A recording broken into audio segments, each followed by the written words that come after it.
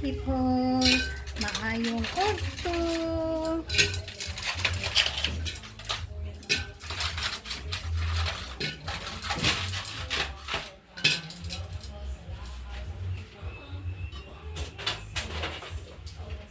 Si Benji ang kaya tuyo ani.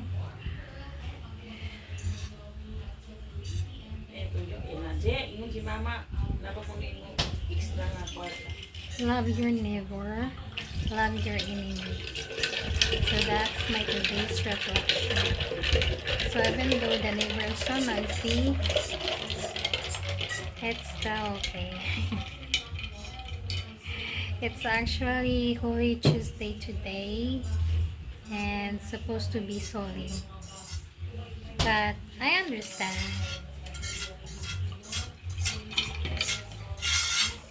Tabo may net Irish. Ha?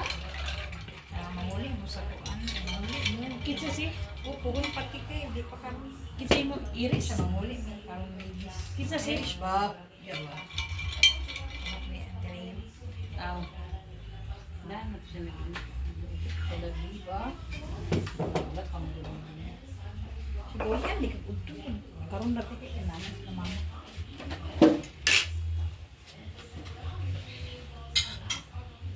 Karon ba kay naman nagkaulian.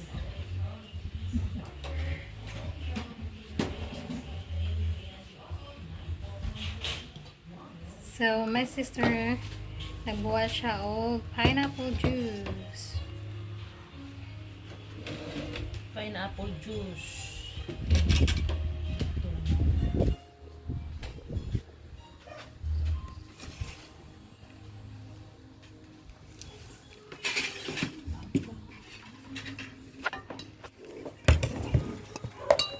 May sabon lang naman. Wala.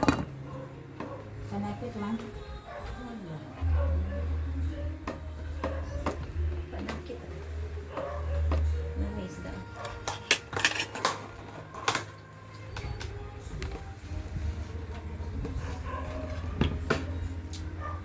So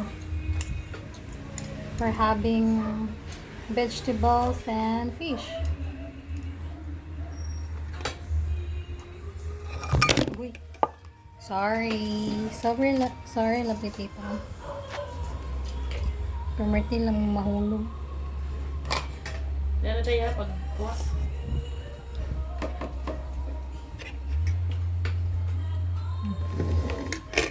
Tama.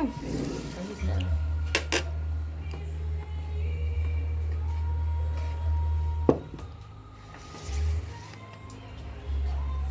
Hindi yung chutney. Hindi.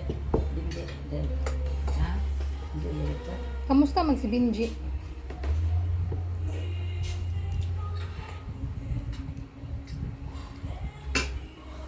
Ano lang, baman siya lang chat.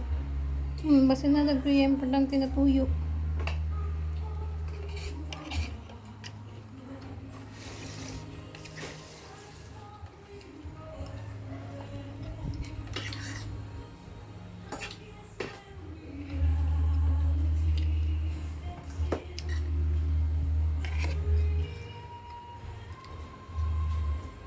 Di ba kaya isda, day? Isda. Isda tayo.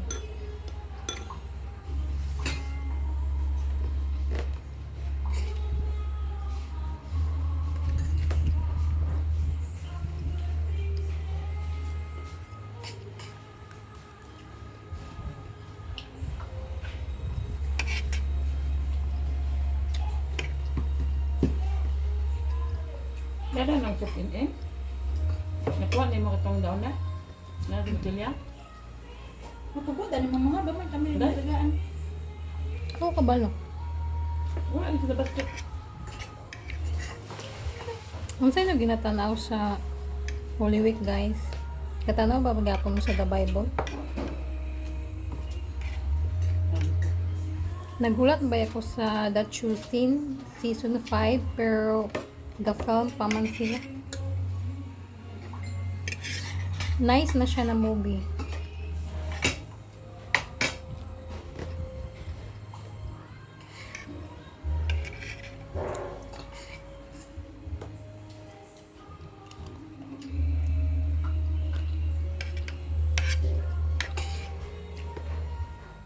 mong Barbie Layla.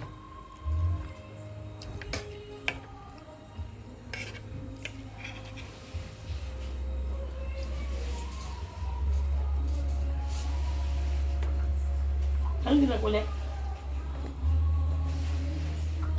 Sikin sa. Ang bibis eh. Wala ba sa'yo? Sa'yo?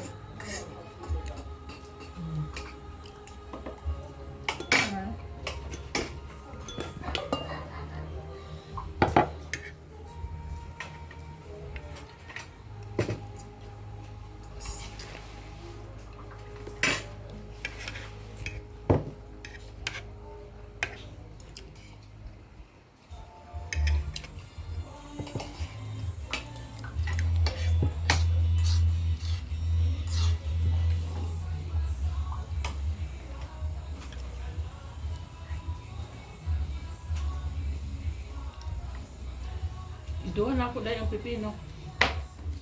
Kilo? Aman. Wala na.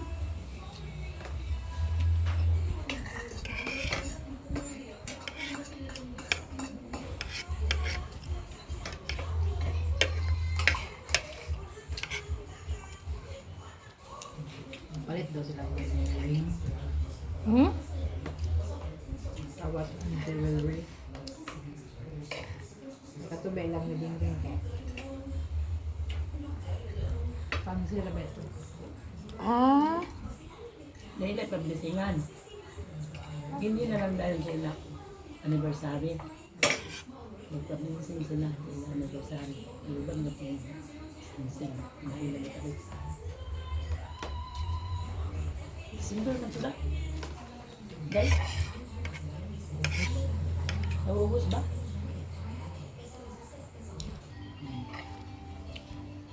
Hindi lang.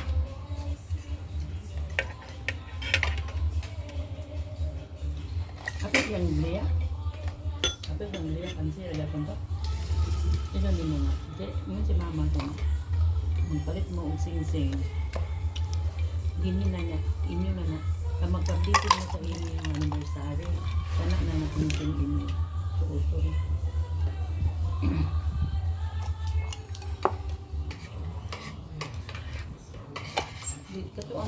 Katuang daan nga nagbitingan. Ila rayapan ko gipusan. Basta nila ilabay. Ila yapon to suoton. gusto niyo pa to lovely people. Sometimes I'm curious to all of your life, but if you're all happy, I'm happy. But if I see you sad, I'm sad too. Suoton pag anniversary.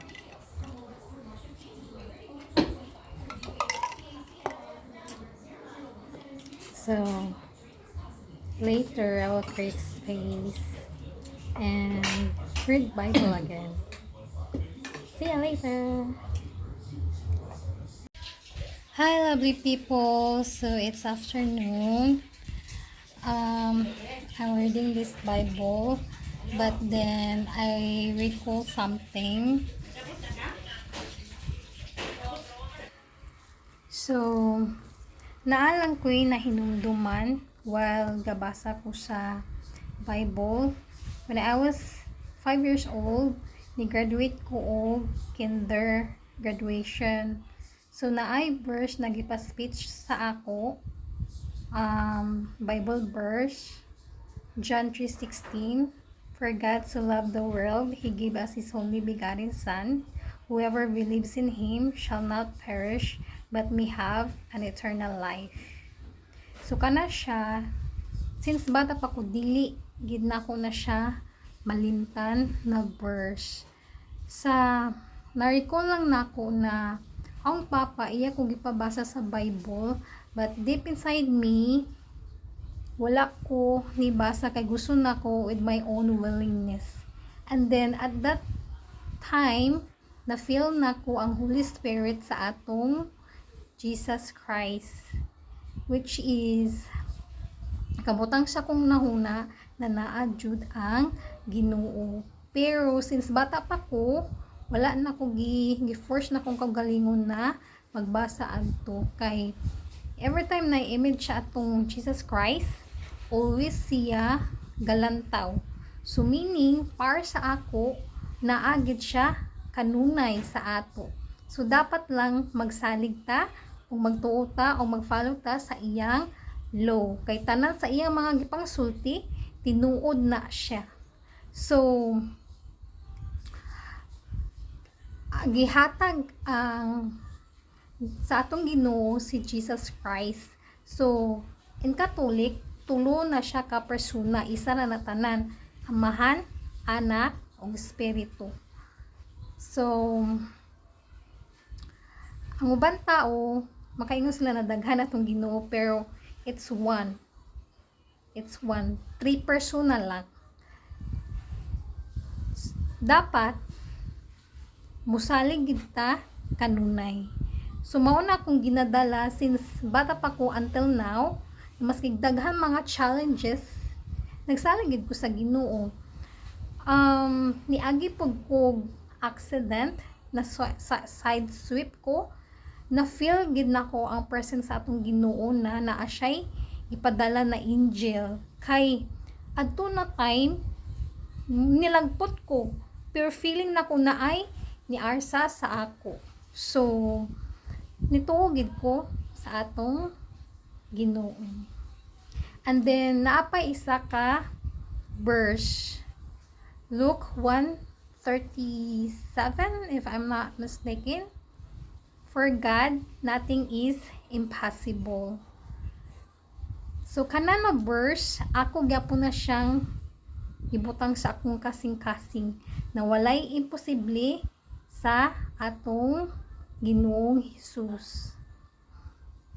Kay tanan, like I've always said, kung salig ka lang gid sa iya with all your heart, tanan ihatag sa imo sa atong Ginoo. Kay maski makasasala ta, dili ta perfect.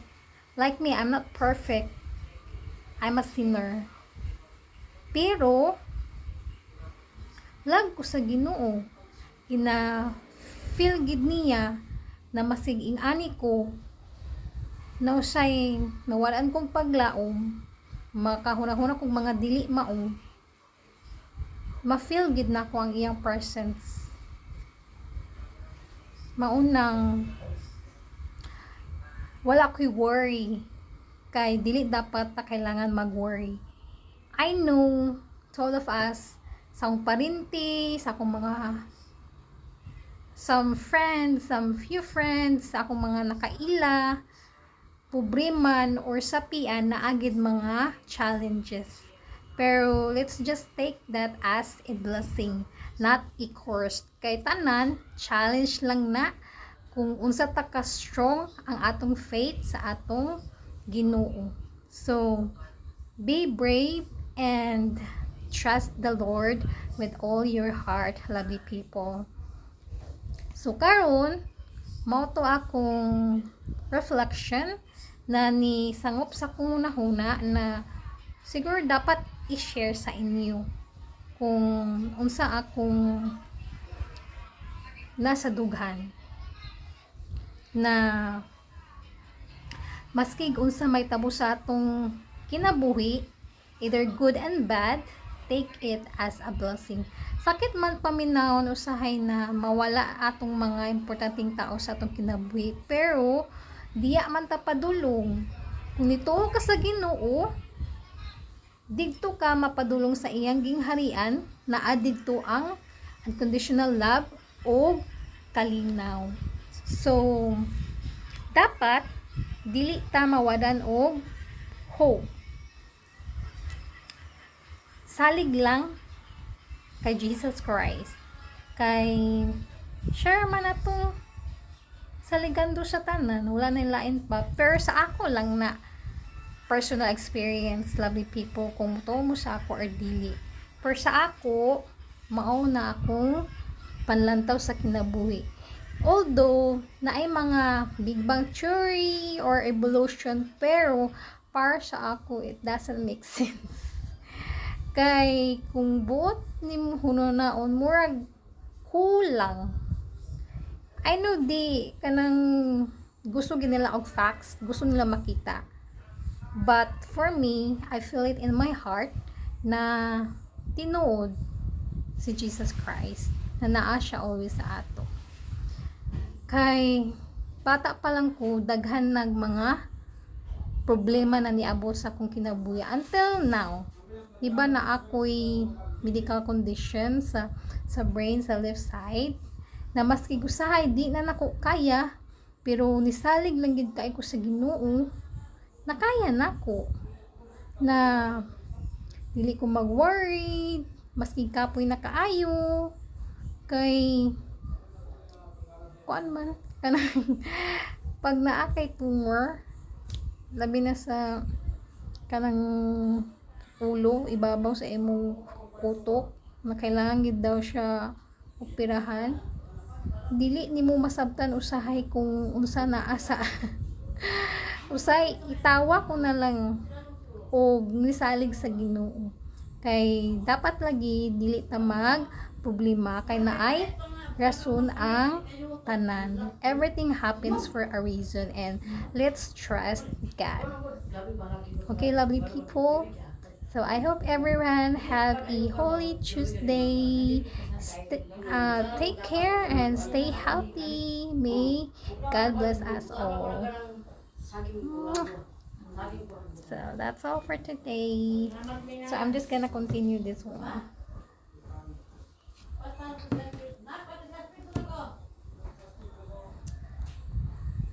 Thank you for watching to all my subscribers and viewers.